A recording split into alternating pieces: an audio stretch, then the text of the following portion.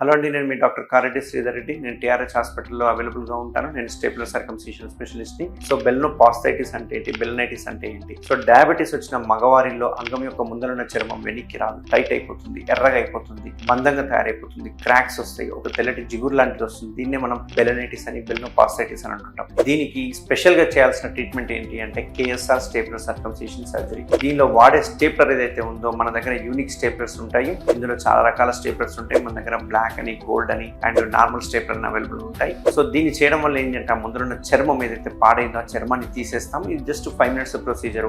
Half an hour discharge జరుగుతుంది. యథావిధిగా వాళ్ళ ఆఫీస్కి వెళ్ళిపోవచ్చు. ఎటువంటి పెయిన్ ఉండదు, ఎటువంటి బ్లీడింగ్ ఉండదు, ఎటువంటి వాపు ఉండదు. అండ్ కాస్మెటిక్గా చూసుకుంటే 100కి 100% రిజల్ట్స్ వస్తూ ఉంటాయి అన్నట్టు. సో మళ్ళీ పిన్స్ తీయడానికి మళ్ళీ మన హాస్పిటల్కి రావాల్సిన అవసరం లేదు, కాబట్టి ఫాలోఅప్స్ కూడా అవసరం లేదు. ఒకసారి చేయించుకొని పోతే వితిన్ 10 to 15 daysలో మొత్తం క్లియర్ అవుతుంది. సో ఎవరికైనా కనుక కేఎస్ఆర్ స్టేపులర్ కావాలంటే నేను టీఆర్హెచ్లో అవైలబుల్ ఉంటాను. నన్ను కన్సల్ట్ అవ్వచ్చు. Thank you very much.